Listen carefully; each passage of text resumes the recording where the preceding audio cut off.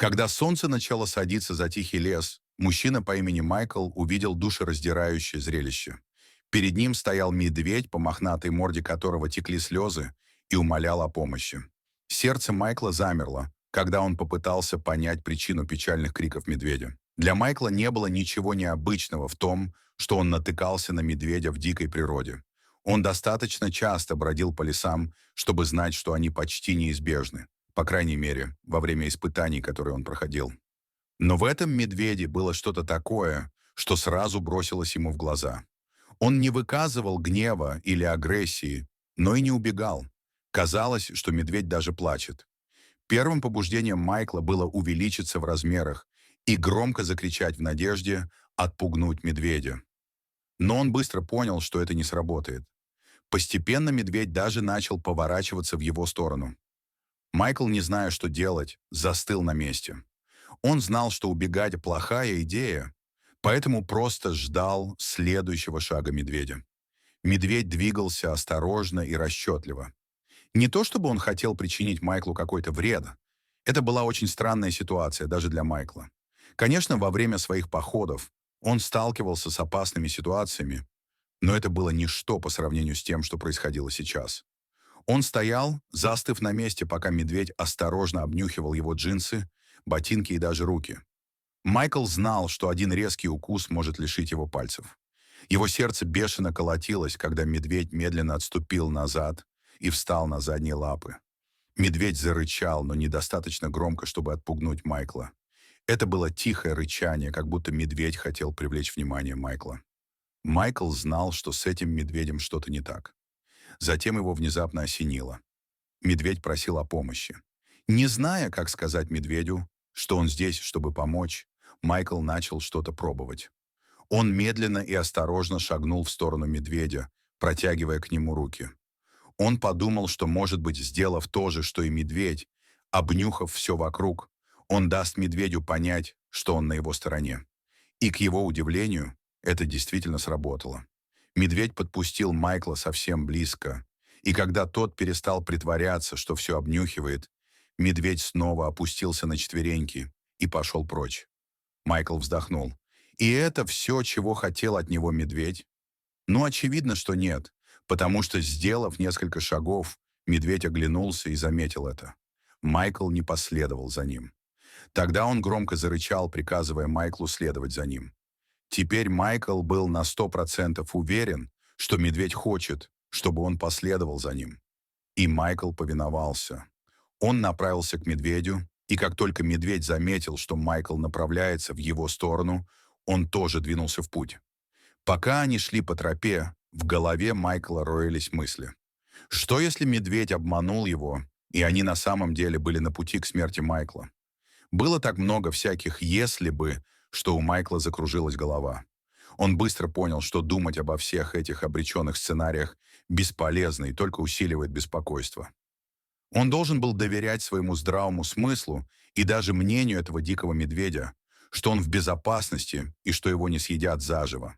Медведь вел его по тропе, по которой он уже планировал подняться, пока не прошло почти 30 минут. Затем медведь внезапно сошел со следа, и Майкл на секунду остановился. Как он мог найти дорогу обратно на тропу после того, как помог медведю выбраться? Он не мог рисковать и заблудиться в лесу, но медведь потерял терпение. На этот раз он зарычал громче, когда заметил, что Майкл снова остановился. Он даже оскалил зубы. Майкл понял, что у него нет времени искать дорогу назад. Ему оставалось только надеяться, что его опыт поможет ему. И он снова двинулся в путь, внимательно следя за медведем. Он изо всех сил старался запомнить все, что бросалось ему в глаза. Они никак не могли переправиться, не будучи унесенными течением, но он знал, что медведь тоже это понимает. Так зачем же он привел его сюда? Он внимательно огляделся в поисках детеныша, который нуждался бы в помощи, но никого не было. Внезапно медведь начал расхаживать по берегу реки. Майкл понял, что медведь на самом деле хотел, чтобы он перешел на другой берег, но, вероятно, понял, что это уже невозможно. Накануне прошел сильный дождь, который мог быть причиной чрезмерного уровня воды в реке. Медведь успел. Возможно, он пересек реку до того, как вода поднялась так высоко.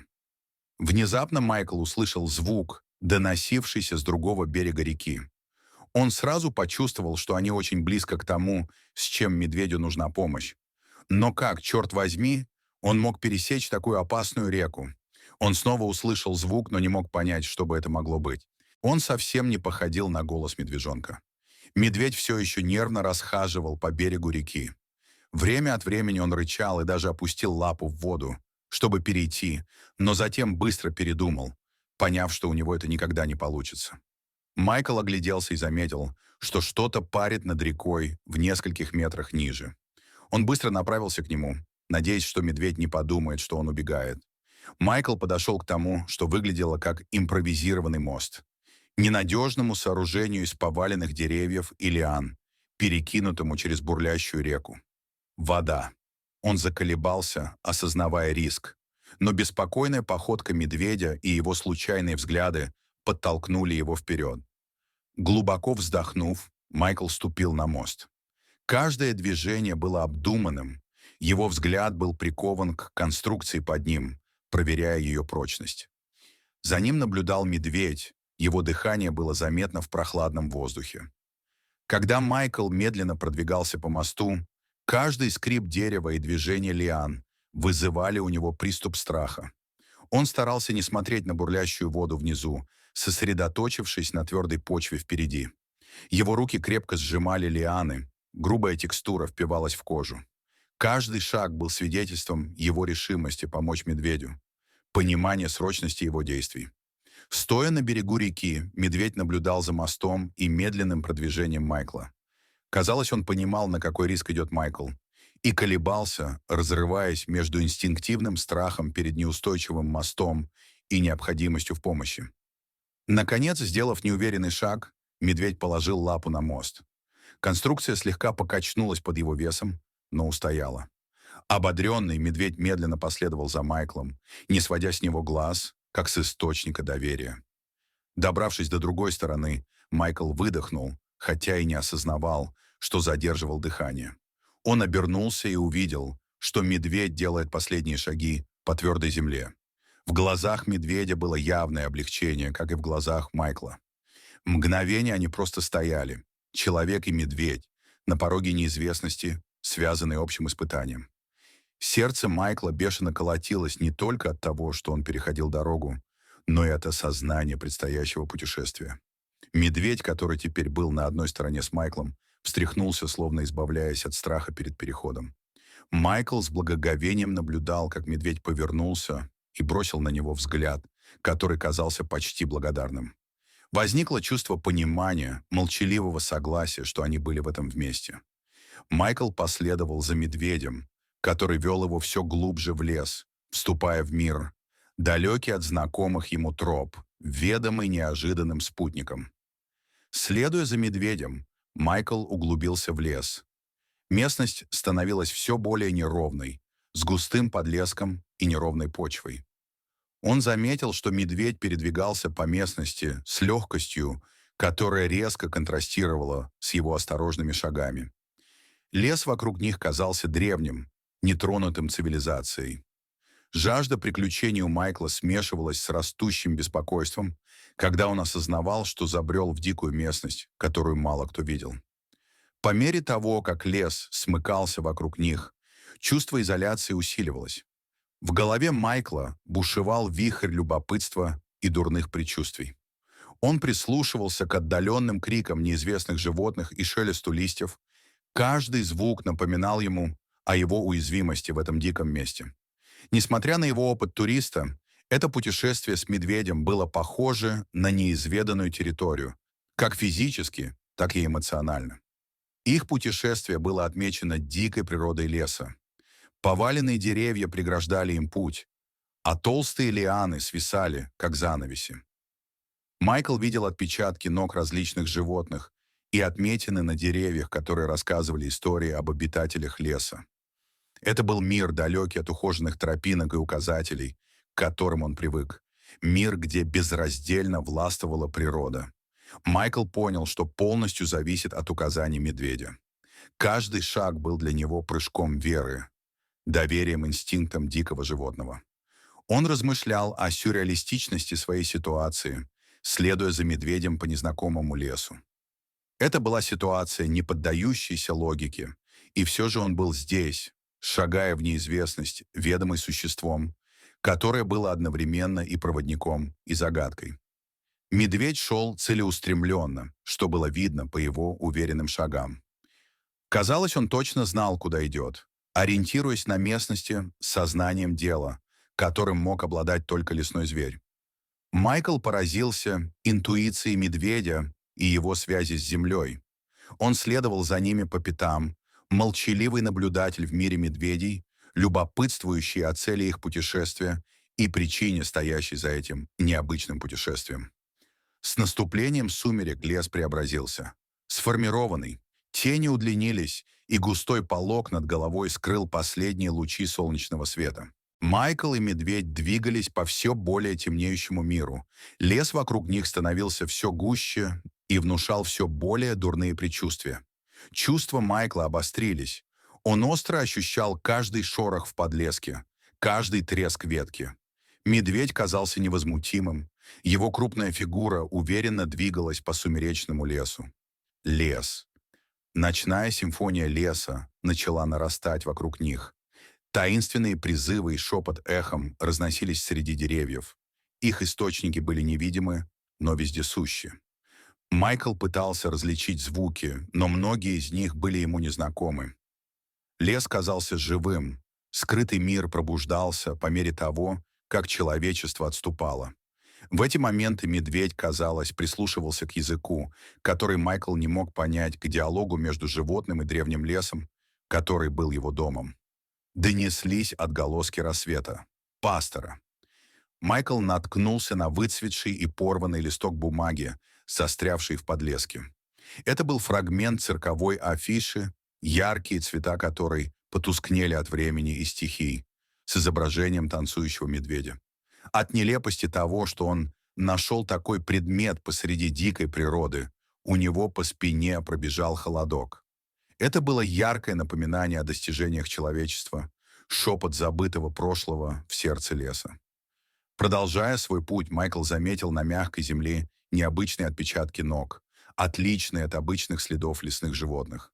Эти отпечатки были крупнее, с непонятными узорами. Осознание того, что они шли по тропе, часто посещаемой неизвестными существами, усилило его опасения. Медведь, как ни в чем не бывало, целеустремленно шел по следу, словно узнавая знаки, оставленные этими таинственными путешественниками. Дальше по тропе Майклу попадались все новые следы человеческой деятельности. С ветки дерева свисал обрывок потрепанной веревки, а рядом лежало несколько разбросанных ржавых предметов, которые когда-то могли быть частью инструмента или снаряжения. С каждым шагом любопытство Майкла росло. В его голове роились вопросы о том, что означают эти подсказки и как они связаны с настоятельной просьбой медведя о помощи. По мере того, как они углублялись, предметы, с которыми они сталкивались, наводили на мысль о сюжете, давно утраченном во времени. Майкл представил себе караван артистов и животных, бродячий цирк, который каким-то образом встретил свой конец в этом отдаленном месте. Мысль о том, что могло оставить такие следы в этой дикой местности, была одновременно захватывающей и тревожащей.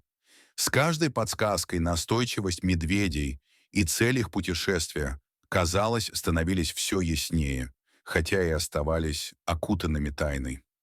Майкл вышел из густого леса на поляну, от вида которой у него перехватило дыхание. Перед ним лежали остатки заброшенного цирка.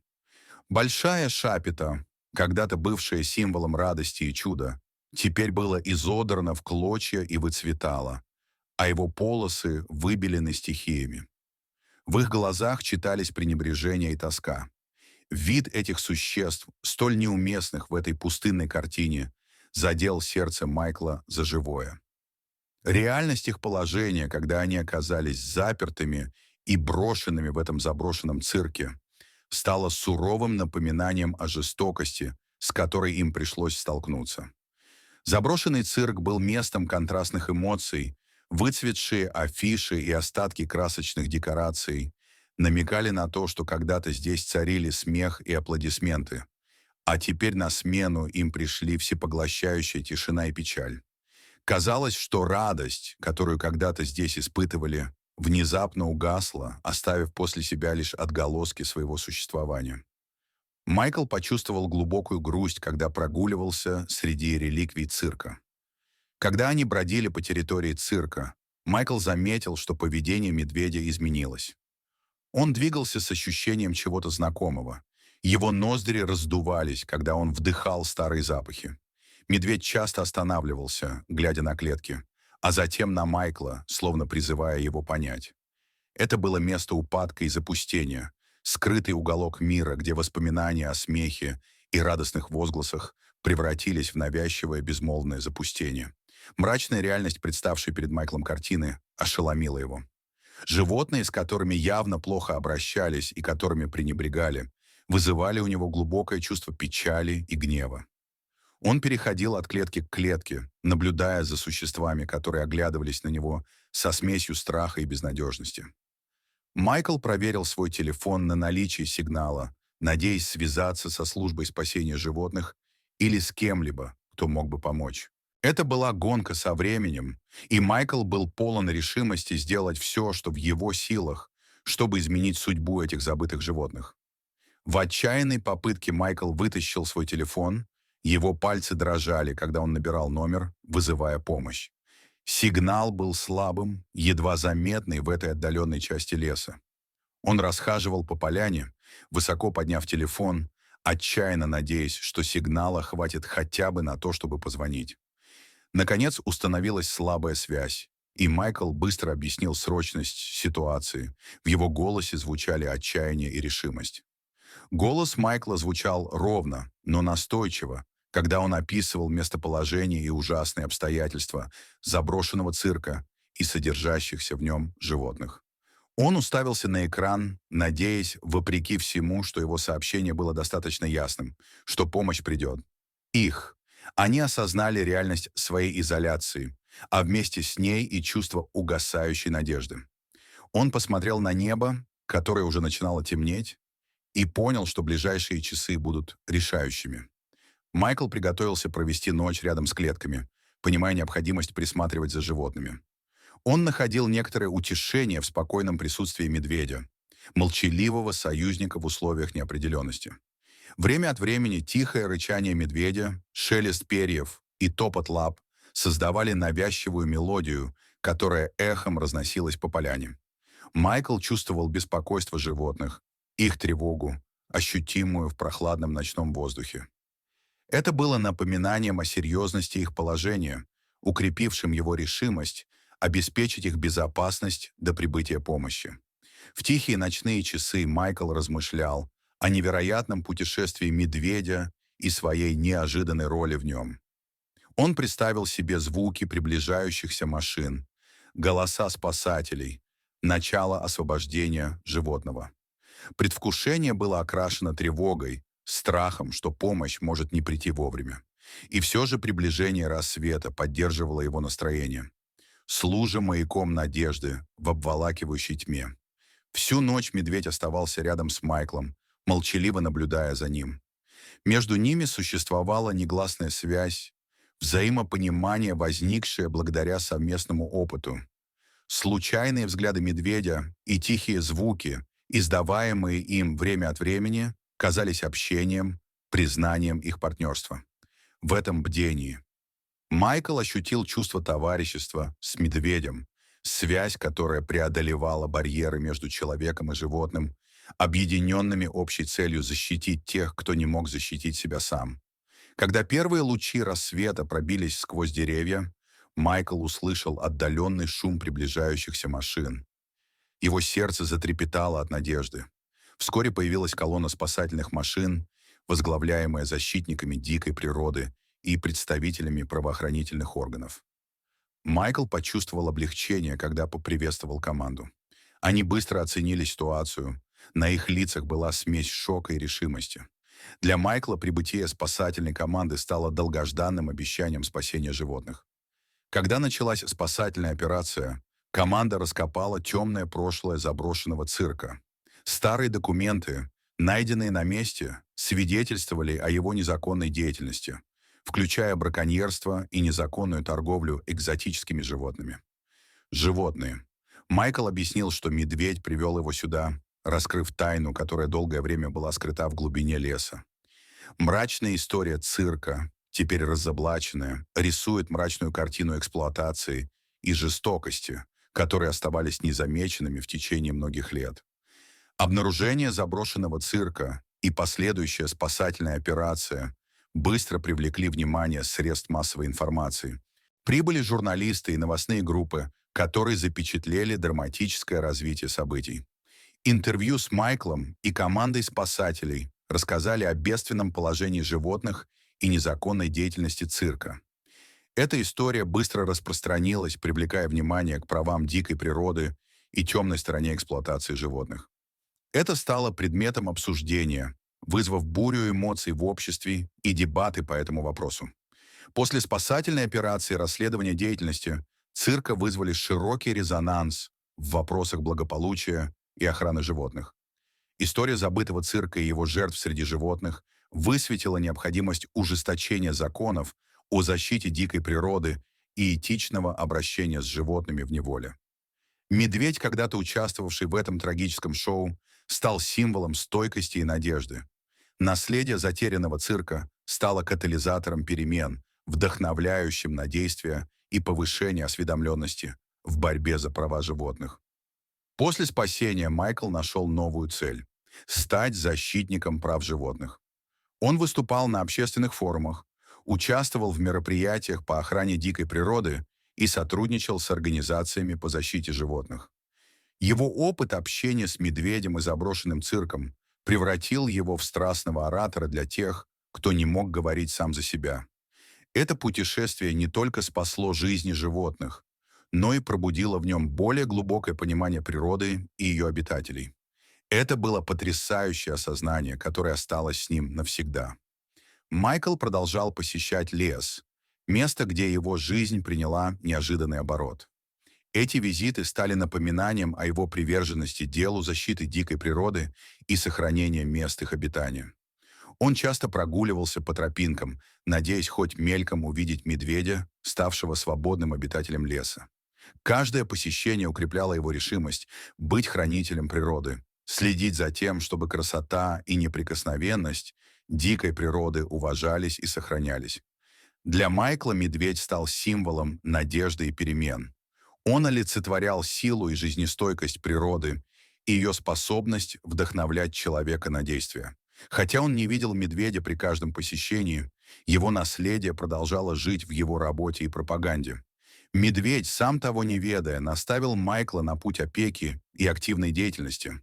И это путешествие продолжало разворачиваться с каждым его шагом к защите и почитанию окружающего мира, природы.